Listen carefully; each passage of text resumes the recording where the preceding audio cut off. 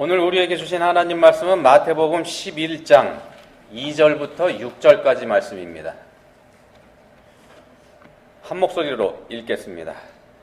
요한이 옥에서 그리스도께서 하신 일을 듣고 제자들을 보내어 예수께 여짜오되 오실 그이가 당신이오니이까 우리가 다른 일을 기다리오리이까. 예수께서 대답하여 이르시되 너희가 가서 듣고 보는 것을 요한에게 알리되 맹인이 보며 못 걷는 사람이 걸으며 나병 환자가 깨끗함을 받으며 못 듣는 자가 들으며 죽은 자가 살아나며 가난한 자에게 복음이 전파된다 하라. 누구든지 나로 말미암아 실족하지 아니하는 자는 복이 있도다 하시니라. 아멘.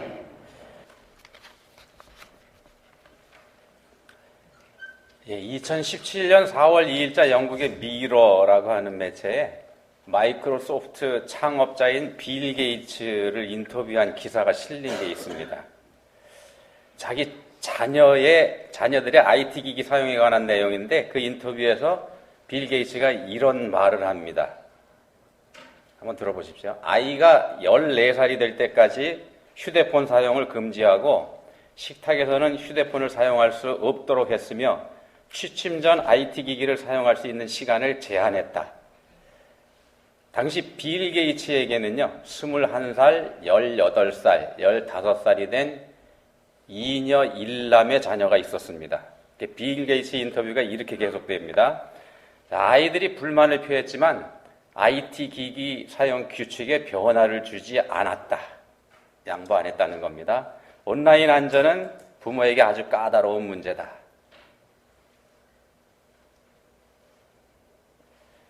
요즘 우리가 누구나 스마트폰 다 가지고 있죠. 애플의 창업자인 스티브 잡스라는 사람이 이걸 처음 만든 걸로 되어 있습니다. 그래서 스티브 잡스가 스마트폰의 발명자다 이렇게 얘기할 수 있을 것 같습니다. 그 잡스라고 하는 사람이 이런 말을 했습니다. 한번 들어보십시오. 우리 집에서 아이는 아이패드 사용할 수 없다. 아이패드 만들어 파는 사람이지 않습니까? 아이가 집에서 기술을 사용하는 것 제한한다. 2018년 1월 15일자 IT조선에는 이런 기사가 실린 게 있습니다. 미국 IT 기업의 산실인 실리콘밸리에 위치한 학교에서는 아이에게 코딩 교육보다는 칠판과 연필을 사용하는 걸 권장한다. 협력과 존경 등 인성교육이 중요하다는 이유에서다. 가디언이라는 잡지 여러분 아실 겁니다. 이 가디언이라는 잡지에 이런 제목의 기사가 실린 적이 있습니다. 제목이 어떤 거냐면요. 팀 쿡 애플 CEO 어린이 SNS 이용 못하도록 권고 고 스티브 잡스 빌 게이츠 등은 자녀 스마트폰 이용 엄격히 제한. 앞에서 말씀드린 거하고 같은 내용이죠. 2018년 1월 22일자 중앙일보에는요. 이렇게 시작하는 기사가 실린 적이 있습니다. IT 업계 거물들은 어린이와 자녀의 SNS, 스마트폰 사용에 관대할까? 정답은 아니요다.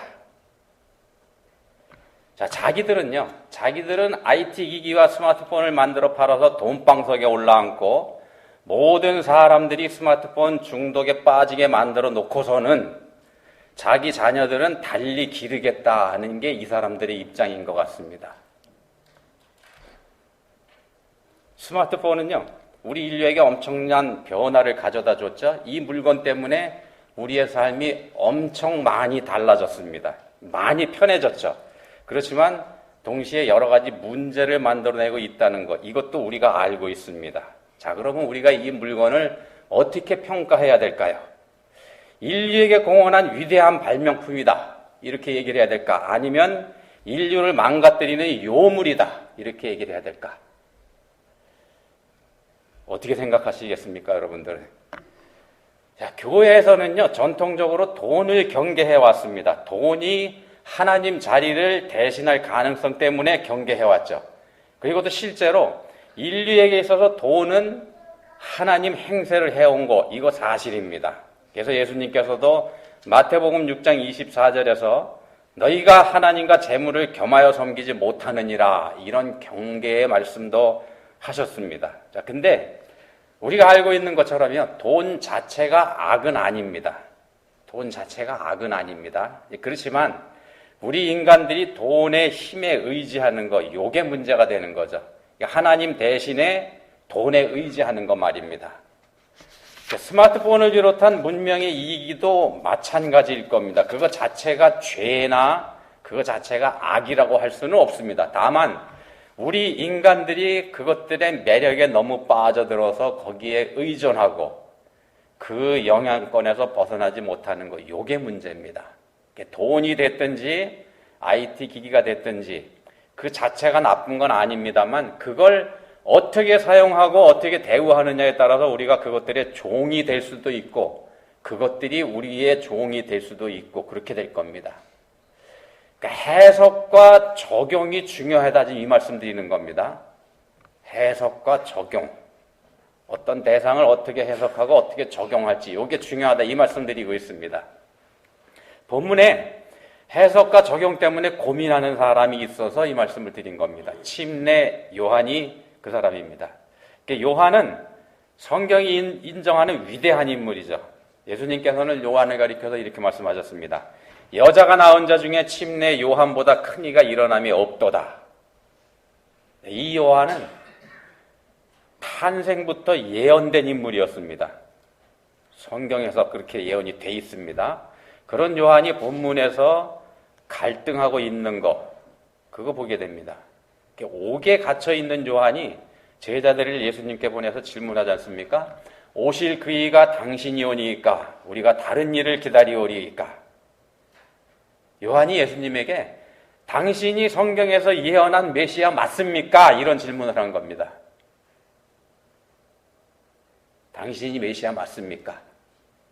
근데 재밌는 거는요, 우리가 아는 것처럼 요한복음 1장 29절에서 이 침례 요한이 예수님에 대해서 이렇게 증언을 합니다. 이튿날 요한이 예수께서 자기에게 나오심을 보고 이르되 보라 세상 죄를 지고 가는 하나님의 어린 양이로다. 예수님이 성경에서 예언해온 메시아라는 사실을 이미 다른 사람들에게 공개적으로 증언해드렸습니다.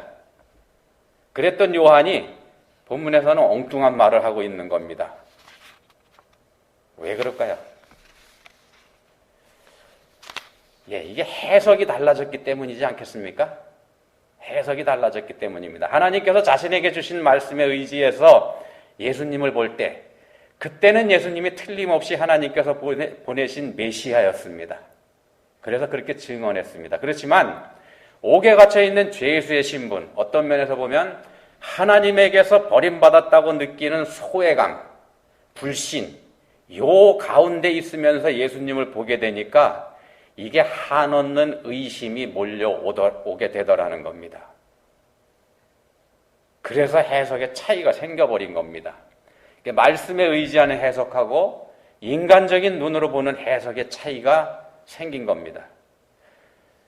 우리가 말씀에 의지한다고 하는 거는요, 자기 자신의 의지와 주장, 이거 내려놓는 거지 않습니까? 자기 자신의 의지와 주장, 말씀 앞에 내려놓는 겁니다. 그게 말씀에 의지하는 겁니다. 자기 생각과 자기 방식의 해석을 포기하고 하나님께서 주시는 말씀에 따라서 해석을 하는 것, 말씀의 해석을 맡기는 것, 이게 내려놓는 겁니다. 그럴 때 당연히 하나님 관점으로 생각하면서 하나님 관점으로 판단하게 됩니다. 그렇지만 말씀이 아닌 자기 자신의 지식과 자기 자신의 경험, 그리고 자기 자신의 주장에 의지해서 판단할 경우에는 이게 모든 게 혼란스러워지는 겁니다. 혼란스러워질 수밖에 없게 됩니다. 왜냐하면 하나님의 말씀은 영원한 진리인 반면에 우리가 가진 경험, 우리의 지식, 이건 유한한 것이고 불완전한 것이면서 상황에 따라서 달라지는 것이기 때문에 그렇습니다. 그래서 혼란스러워집니다. 이게 마치 자기가 만들어서 인류에게 엄청난 공헌을 하게 한 스마트폰을 정작 자기 자신의 아이들에게는 사용하지 못하게 하는 것처럼 혼란이 생기게 된다는 겁니다. 침례 요한이 본문에서 오실 그이가 당신입니까? 우리가 다른 일을 기다려야 됩니까? 이렇게 예수님께 질문합니다. 이렇게 질문하는 이유, 이 이유를 학자들이 두 가지로 해석을 합니다. 어떤 게 있는가 하면은요, 하나는 앞에서 제가 말씀드린 것처럼 요한 자신이 의심을 가지고 있는 거다, 이렇게 보는 견해입니다. 요한이 의심을 하게 됐다. 비록 자기 자신이 보라, 세상 죄를 지고 가는 하나님의 어린 양이로다, 이렇게 증언하긴 했지만 그 이후에 예수님께서 활동하시는 걸 보면서 인간적인 의심이 들었기 때문이라는 겁니다. 예수님이 하나님께서 보내주신 메시아가 맞다 그러면 왜 빨리 로마 제국을 쫓아내고 이스라엘을 구해주지 않으시는지, 이것도 이해가 가지 않고요. 그리고 가깝게는 자기 자신이 이렇게 억울하게 옥에 갇혀 있는데 이런 나를 돌아보지 않고 내버려 두는 거, 이것도 이해가 가지 않고 말입니다. 평생을 하나님 위해서 살아온 자신인데 말입니다. 그래서 묻는 겁니다. 당신이 정말 메시아가 맞습니까? 이렇게요. 이게 한 가지 견해입니다. 또 다른 해석은요, 자신의 제자들을 위해서 질문한 거다, 이런 해석을 합니다. 이게 무슨 뜻인가 하면은 침례 요한이 방금 말씀드린 것 같은 그런 정도의 의심을 가진다는 건 이건 침례 요한의 수준에 맞지 않는 거다, 말이 안 된다, 이렇게 보고서요, 그런 의심은 요한이 한 게 아니고 요한의 제자들이 가지고 있는 거다, 이렇게 해석을 하는 겁니다. 그래서 요한이 제자들을 배려해서 예수님에게 직접 답을 듣게 해주려는 배려라는 해석입니다. 요한 자신은 예수님이 메시아라는 믿음을 굳게 갖고 있지만 제자들의 입장에서 봤을 때 예수님을 메시아라고 증언해준 자신들의 선생님인 요한이 이렇게 옥에 갇혀 있어도 관심 두지 않는 예수님, 그 예수님에 대한 서운함, 이 서운함에서 점점점 의심으로 발전하고 있는 것, 이거 요한이 캐치를 하고서 그 의심을 풀어주기 위해서 제자들을 예수님에게 보낸 거다, 이렇게 해석하는 겁니다.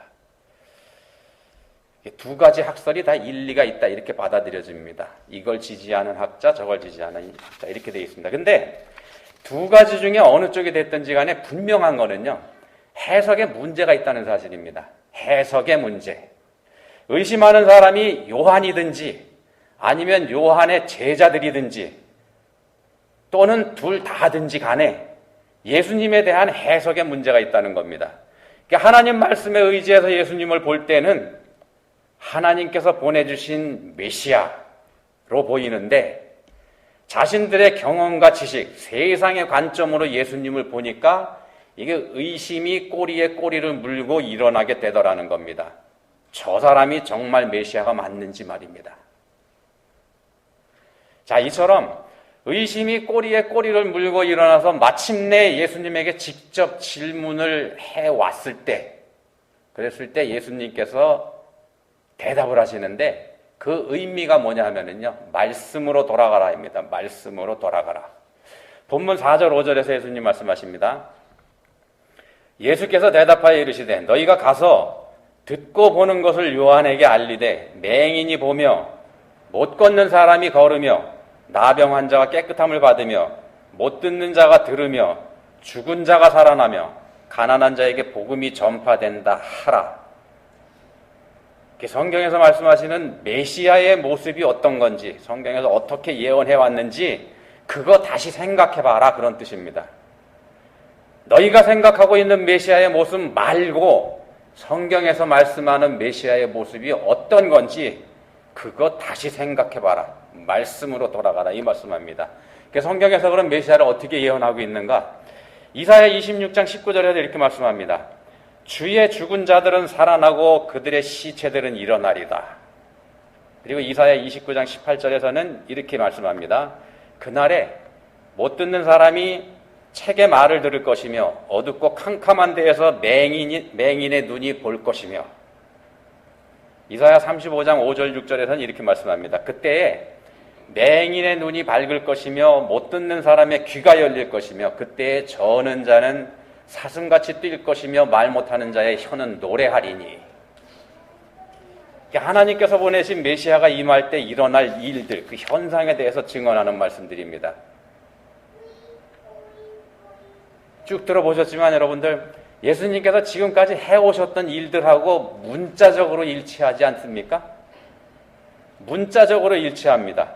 상징적인 일치가 아니고 문자적으로 일치합니다. 무슨 말씀인가 하면은 누가 봐도 의심할 거리가 없다는 겁니다.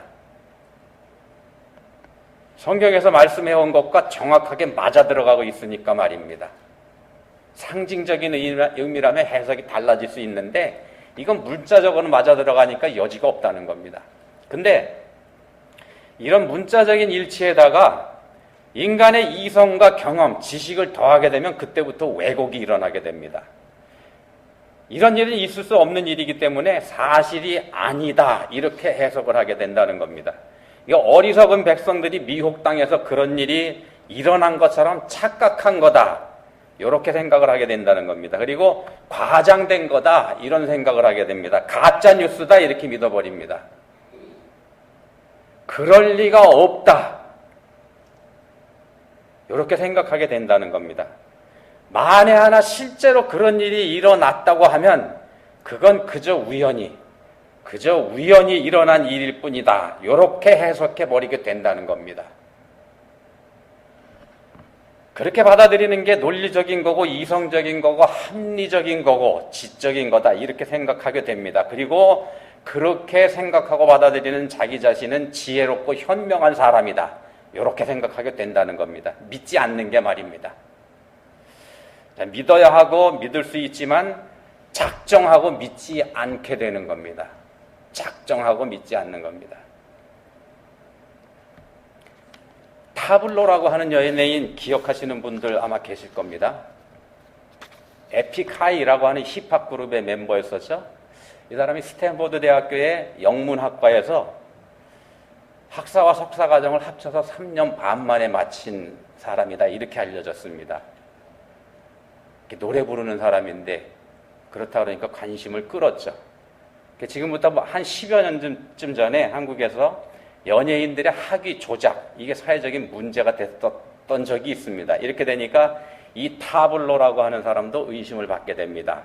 스탠퍼드 대학교의 학사 석사 동시에 이수하는 프로그램이 있답니다. 근데 거기서 이 과정을 졸업하는 사람들 평균 걸리는 기간이 4년 5년 정도 걸린답니다. 근데 이 사람은 3년 반 만에 마쳤다 그러니까 거짓말이다 이렇게 얘기가 나오기 시작을 합니다.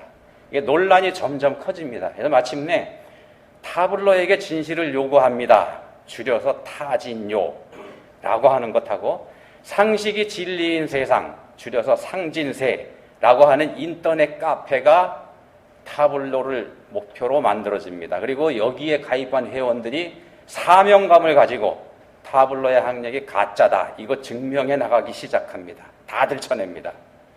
논란이 커지게 되니까 사회적으로도 문제가 되니까 MBC 스페셜을 비롯한 TV 프로그램에서 아예 타블로를 데리고 스탠퍼드 대학에 갑니다. 가서 확인합니다. 학력이 진짜라고 확인이 됩니다. 타블로의 학력이 진짜다 이게 증명이 됐습니다. 문제는요. 이 타진요를 비롯한 인터넷 카페 회원들이 끝까지 믿지 않는 겁니다. TV하고 타블로하고 짜고 만든 프로그램이다 이렇게 해석을 해버립니다. 그래서 이 결국은 논란이 커지면서 이 사건은 법정으로 가게 됩니다. 고발로 이어지고 인터넷 카페 회원들은 징역 10월에 실형을 선고받게 됩니다.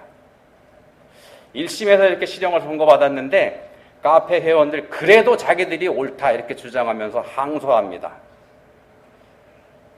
항소재판에서 1심에서 실형을 선고받았던 8명 중에 항소재판에서 7명이 그대로 실형을 선고받습니다. 한 사람만 이 집행유예로 감형을 받게 되는데 그 이유는 건강 문제 때문입니다. 다 그대로 실형을 받았다는 얘기가 됩니다. 자, 뭐가 문제였을까요? 왜 이 사람들은 진실을 밝혀줘도 믿지 못한 것이었을까? 이거 이렇게 해석합니다. 믿지 못한 게 아니라 믿지 않기로 작정했기 때문이다. 믿지 않기로 작정했기 때문이다. 믿지 않기로 작정했기 때문에 이 사람들에게 제 아무리 진실을 가져다가 손에 들려줘도 이거 믿을 수가 없었던 겁니다. 그러다 보니까 진실은 믿을 수가 없었고 자신들은 상식과 진리를 수호하는 전사라고 하는 착각에 빠지게 된다는 겁니다. 그랬다는 겁니다. 믿음이 얼마나 중요한지 이거 생각해 보게 하는 그런 사건입니다. 하나님께서 우리에게요, 우리의 구원의 조건을 오직 믿음, 오직 믿음, 여기로만 한정하신 이유, 이것도 알 것 같지 않습니까? 이 사건을 보면. 사람들은요, 믿음으로 삽니다. 사람들은 믿음으로 삽니다. 모든 사람은 믿음을 가지고 그 믿음을 따라서 삽니다. 다만 그 믿음의 대상이 뭐냐, 여기에 차이가 있을 뿐입니다. 하나님의 말씀을 믿는 거든지, 아니면 자기 자신의 경험과 지식을 믿는 거든지, 그것도 아니면 자신의 생각과 마음에 맞는 그 어떤 대상을 믿든지 말입니다. 그리고는 그렇게 자신이 믿기로 결정한 그 대상을 적당하고 그럴듯한 이름으로 포장하게 됩니다. 종교라고 부르거나 과학이라고 부르거나 지혜라고 부르거나 말입니다. 그리고 자신이 믿는 것과 다른 것, 반대되는 것, 그런 것들에도 역시 적당한 이름을 붙여서 포장을 하게 됩니다. 미신, 미련함, 어리석음, 이렇게 말입니다. 그러면서 자기 자신은 점점 더 아집과 독선의 감옥으로 빠져들어가게 됩니다. 자, 그러면 이런 아집과 독선에 빠지지 않으려면 우리가 어떻게 해야 될까? 어떻게 해야 될까요? 네, 진리를 찾으면 됩니다. 진리. 영원한 진리. 결코 변하지 않는 진리. 요거 찾으면 됩니다. 문제는요, 아집과 독선을 가진 사람들도 자신이 믿는 게 아집이나 독선이라고 생각하지 않는 거죠. 그게 문제입니다. 자기가 믿는 게 진리다, 이렇게 믿으니까 말입니다. 이게 누구나 자기 자신은 진리라고 믿으니까 그 대상을 믿는 거지 않습니까? 자, 그러면 우리가 그걸 어떻게 구별해야 되나? 이게 진짜 진리인지 아니면 진리라고 그냥 믿는 가짜 진리인지 말입니다. 방법이 뭐냐면 자신을 내려놓는 겁니다. 자신을 내려놓는 것. 예수님은 요한복음 14장 24절에서 너희가 듣는 말은 내 말이 아니요 나를 보내신 아버지의 말씀이니라고 말씀하셔서, 예수님 당신께서 하시는 말씀은 하나님이 주신 말씀이다, 이걸 분명히 하십니다. 예수님 자신이 하시는 말씀이 아니고 하나님이 주신 말씀을 대신하는 거다, 이렇게 말씀하셨습니다. 예수님조차 인간으로 계시는 동안에는 당신 자신을 내려놓으셨다는 뜻이 됩니다. 그리고 오직 하나님 말씀에만 충실하셨던 겁니다. 예수님 자신의 주장과 예수님 자신의 생각이 아닌 아버지께서 주신 말씀, 아버지께서 하라고 하신 말씀, 그것만 하신 분이 예수님이십니다. 당신은 내려놓고. 우리도 그렇게 살아야 한다는 말씀 좀 드리는 겁니다. 우리도 그렇게 살아야 됩니다. 근데 그게 가능할까? 우리가 예수님처럼 사는 게. 우리 자신의 생각이 아닌 하나님 말씀대로 사는 거 말입니다. 그러니까 예수님이야 성자 하나님이시니까 할 수 있으셨지만 우린 그렇게 못하지 않습니까? 예, 우리는 불가능합니다. 그게. 예수님처럼 말씀에 전적으로 의지하면서 사는 거, 이건 우리 못합니다. 그래서 우리에게 필요한 게 뭐냐 하면 훈련입니다. 훈련. 우리 자신을 내려놓는 훈련. 예수님처럼 전적으로 순종하기 위해서, 그 단계에 올라가기 위해서 애쓰는 훈련. 우리 자신의 주장과 생각이 맞는다는 생각을 내려놓는 훈련입니다. 내 생각이 맞다, 내 주장이 맞다, 이거 내려놓는 훈련이 우리한테 필요하다는 겁니다. 어떻게 해야 되는가? 부단히 말씀과 함께 하는 겁니다. 그러면 말씀이 점점 우리를 이끌어 가게 됩니다. 말씀과 함께 하는 겁니다. 자, 위조 지폐 식별 전문가들이 진짜와 가짜 구별하기 위해서 훈련받는 방법, 많이들 아실 겁니다. 의외로 간단하다고 그러죠. 어떻게 하냐면은 진짜 지폐하고 늘 함께 한다는 겁니다. 진짜하고 함께 합니다. 가짜 지폐는 어떤 종류가 있고 가짜 지폐의 특징은 뭐고 어떤 지폐가 가짜인지 이런 거 연구하는 게 아니고요. 항상 진짜 지폐를 만지면서 산다 그럽니다. 그게 이 사람들 훈련하는 방법이라 그럽니다. 손에 진짜 지폐의 감각을 익혀놓는 겁니다. 진짜 지폐에 손이 익숙해지면 그 손에 가짜 지폐가 닿을 때 감각적으로 알 수 있게 된다는 겁니다. 진짜와 가짜를 구별하는 가장 좋은 방법, 진짜와 늘 함께 하는 겁니다. 진리와 비진리를 구별하는 가장 좋은 방법은 진리와 늘 함께 하는 겁니다. 본문에서 예수님께서도 그 방법을 가르쳐 주시는 겁니다. 자신이 직접 증거했던 메시아이신 예수님에 대한 의구심을 갖게 된 요한에게 예수님께서 말씀하십니다. 너희도 가서 듣고 보는 것을 요한에게 알리되 맹인이 보며 못 걷는 사람이 걸으며 나병 환자가 깨끗함을 받으며 못 듣는 자가 들으며 죽은 자가 살아나며 가난한 자에게 복음이 전파된다 하라. 성경에서 어떻게 메시아를 예언해 왔는지 그거 다시 생각해보고 그 말씀이 이루어지고 있는지 아닌지 그거 생각해보라, 그런 말씀입니다. 너 자신의 생각과 주장 여기에 매여서 혼란에 빠지지 말라. 로마에게서 해방시켜주는 거 그건 네 생각이지 않냐, 이 말씀입니다. 말씀의 마음을 열고 말씀을 그대로 받아들여라, 그 말씀하십니다. 그렇게 할 때 올바른 해석과 올바른 적용이 될 수가 있습니다. 이게 어떤 게 해로운 거고 어떤 게 우리를 살리는 건지 분명하게 알게 된다는 겁니다. 이제 며칠 후면은요, 우리를 구원하러 우리에게 오시는 예수님을 맞는 성탄절입니다. 이게 성자 하나님이신 예수님께서 왜 우리 인간에게 직접 찾아오셔야만 하셨을까? 우리가 우리 자신의 아집과 독선에서 벗어나지 못하기 때문입니다. 모름지기 종결한 이러이러해야 한다, 이런 주장을 내려놓지 않기 때문입니다. 그걸 깨우치기 위해서 예수님께서 우리에게 오신 겁니다. 우리는 우리 스스로 구원에 이를 수 있다고 믿고 있는데 예수님 그걸 깨뜨리러 오신 겁니다. 자, 우리가 해야 할 일은요, 말씀 앞에 우리 자신을 내려놓는 겁니다. 말씀 앞에 우리 자신을 내려놓는 게 우리가 해야 될 일입니다.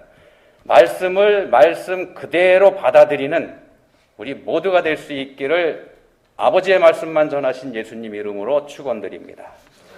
기도하시겠습니다. 하나님 아버지, 저희는 하나님 말씀대로 산다고 스스로 생각합니다. 그렇지만 저희 삶에 그렇지 않은 부분 많이 있다는 거 깨달아 알라고 말씀해 주셨습니다. 간절히 원하오니 저희들의 생각을 말씀 앞에 내려놓게 해주시기 원합니다. 말씀에 비추어 저희의 생각과 삶을 바로잡을 수 있게 해주시기 원합니다. 주시는 말씀 그대로의 삶을 살게 해주시기 원합니다. 저희를 도와주십시오. 예수님 이름으로 기도합니다. 아멘.